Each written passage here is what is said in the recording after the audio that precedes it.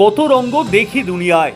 সত্যজিৎ রায়ের বিখ্যাত চলচ্চিত্র হীরক রাজার দেশের একটি জনপ্রিয় গান। ২৬ বিধানসভা নির্বাচনের আগে বাংলার রাজনৈতিক পরিস্থিতি দেখে এই গানই আরও প্রাসঙ্গিক হয়ে পড়ছে। ঠিক যেন সকলেরই মুখে মুখে ঘুরে বেড়াচ্ছে, কত রঙ্গ দেখব এই বাংলায়। বিজেপি যে শুভেন্দু অধিকারীকে মমতা বন্দ্যোপাধ্যায়ের বিরুদ্ধে ভবানীপুরে প্রার্থী করতে চলেছে, তার ইঙ্গিত আগে বহুবারই মিলেছে, আর তা সত্যিও হয়েছে। পশ্চিমবঙ্গের বিরোধী দলনেতা শুভেন্দু অধিকারীকে শুধু নন্দীগ্রামই নয়, ভবানীপুরে মমতা বন্দ্যোপাধ্যায়ের বিরুদ্ধেও প্রার্থী করা হয়েছে। প্রশ্ন উঠছে, বিজেপির এই কৌশলের কারণ কি? শুভেন্দু এই ব্যাপারে কি বুঝিয়েছেন অমিত শাহদের? কেন শেষমেশ রাজি হয়েছেন নরেন্দ্র মোদী অমিত শাহ? কেন এই পদক্ষেপ রাজনৈতিকভাবে অর্থবহ? ভবানীপুর নন্দীগ্রাম দুই আসনেই প্রার্থী শুভেন্দু। ২০২১ সালের মেগা লড়াই এবারেও দেখা যাবে। ২১ বিধানসভা নির্বাচনে তৃণমূল সুপ্রিমো মমতা বন্দ্যোপাধ্যায় নন্দীগ্রামে প্রার্থী হয়েছিলেন, বিপরীতে ছিলেন বিজেপির শুভেন্দু অধিকারী। এবার মমতা বন্দ্যোপাধ্যায়ের ভবানীপুরে বিজেপি প্রার্থী হলেন শুভেন্দু। তবে নন্দীগ্রামেও প্রার্থী হয়েছেন তিনি। গত সপ্তাহে নয়াদিল্লিতে বিজেপি সদর দপ্তরেই এক প্রকার পাকা কথা হয়ে গিয়েছিল, শেষমেশ হয়েছেও তাই। নন্দীগ্রাম ও ভবানীপুর দুই বিধানসভা আসনেই শুভেন্দু অধিকারীকে প্রার্থী করে দিলেন নরেন্দ্র মোদী অমিত শাহরা। ভবানীপুরে মমতা বন্দ্যোপাধ্যায়ের বিরুদ্ধে প্রার্থী হওয়ার ব্যাপারে বহুদিন আগে থেকেই আগ্রহ দেখাচ্ছিলেন শুভেন্দু। বারবার প্রকাশ্যে সে কথা বলেও ছিলেন। ভবানীপুরে ভোটার তালিকার সংশোধনের ব্যাপারেও তাকে সক্রিয় দেখা যায়। মমতা বন্দ্যোপাধ্যায় ওখানে হারবে, ৪৫,০০০ নাম কেটেছে, আরো প্রচুর নাম বাদ যাবে। ভুয়া ভোটে উনি জিততেন, আমার কাছে হেরে ওখানে গেছেন। আর ভবানীপুর বিজেপির দুর্গ। বিজেপি তৃণমূল সেটিং তত্ত্ব। ভবানীপুরে প্রার্থী হওয়া নিয়ে শুভেন্দুর এই আগ্রহ প্রসঙ্গে প্রধানমন্ত্রী নরেন্দ্র মোদীর সঙ্গে কথা বলেন অমিত শাহ। মোদী থেকে সবুজ সংকেত নেন, তারপর শুভেন্দুকে আলাদা করে তা জানিয়েও দেন অমিত শাহ। বাংলায় বিজেপি ও তৃণমূলের সম্পর্ক নিয়ে বহু মানুষ একটি মিথকে বিশ্বাস করেন, তা হলো বিজেপি তৃণমূল সেটিং রয়েছে। এই মিথ একদিনে গড়ে ওঠেনি, এরও ইতিহাস রয়েছে।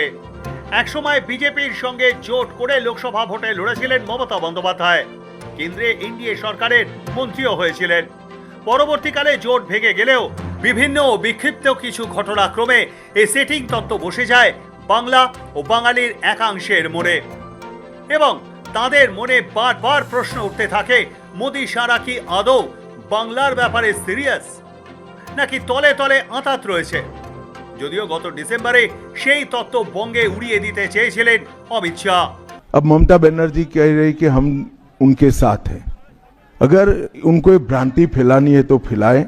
भारतीय जनता पार्टी का कोई नेता घुसपैठियों को आश्रय देने वाले के साथ नहीं रह सकता।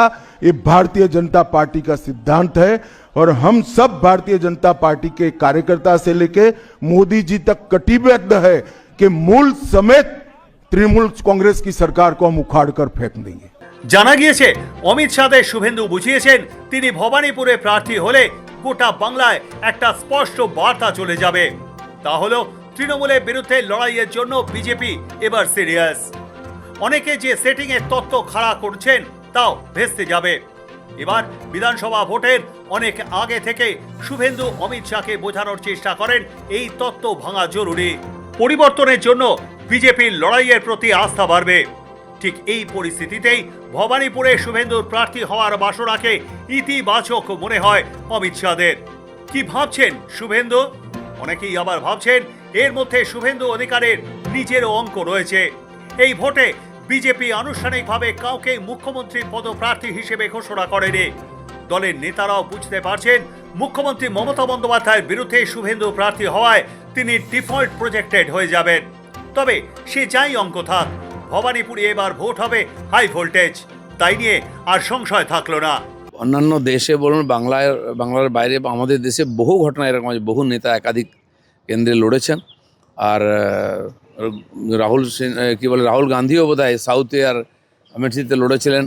তো এরকম নজির আছে, পার্টি প্রয়োজন মনে করেছে, তাই এটা সিদ্ধান্ত নিয়েছে। এই যে ভবানীপুরে দাঁড় করিয়েছে, এর জন্য আমি বিজেপির রাজ্য সভাপতি শ্রমিক ভট্টাচার্যের কাছে কৃতজ্ঞ থাকব। কারণ শ্রমিক ভট্টাচার্যের আগেই একটা সভায় কোথায় বলছিলেন যে শুভেন্দুবাবু পুরনো কথা এত বেশি বলবেন না। আর আপনারা সবাই জানেন যে লোডশেডিং এ জেতা একটা লোক লোডশেডিং করে জোর করে খালি বলতো আমি মমতাকে হারিয়েছি। তার মানে পুরনো কথা যাতে আর বেশি বলতে না পারে শ্রমিক ভট্টাচার্য এই জন্য ওনাকে ভবানীপুরে দাঁড় করিয়ে দিয়েছেন। দেখুন, শুভেন্দু অধিকারী দু জায়গা থেকেই নিশ্চিত পরাজিত হতে চলেছেন। দু জায়গা থেকেই পরাজিত হতে চলেছেন। নন্দীগ্রাম থেকে নিশ্চিত পরাজয় জেনে সস্তা প্রচারের জন্য, যেহেতু ভবানীপুর মুখ্যমন্ত্রীর কেন্দ্র, তার সঙ্গে নাম জড়িয়ে থাকলে কিছুদিন প্রচারে থাকা যাবে, তো সেই কারণে এই দুটো জায়গা থেকে দাঁড়াবার কথা। তো সুতরাং বিজেপি টোটালিটিতে হারবে, তৃণমূল সরকার করবে, শুভেন্দু অধিকারী নন্দীগ্রাম থেকেও হারবেন এবং ভবানীপুর হারবেন তো বটেই, শুধুমাত্র সস্তা প্রচারের জন্য দাঁড়িয়েছেন, কয়েকদিন খবরে ভেসে থাকার জন্য। নন্দীগ্রাম ও ভবানীপুরে দুটি পৃথক দফায় ভোট হবে।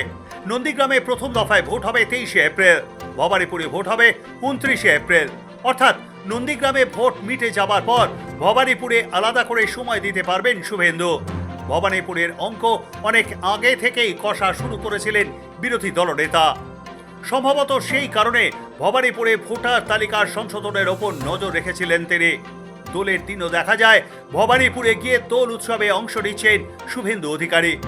পর্যবেক্ষকদের অনেকের মতে ভবানীপুরে ফলাফল শেষমেশ যাই হোক, 2026 সালের বিধানসভা ভোটে এই আসনের লড়াইটাই হতে চলেছে মহাকাব্যিক। ব্যুরো রিপোর্ট, সময় কলকাতা।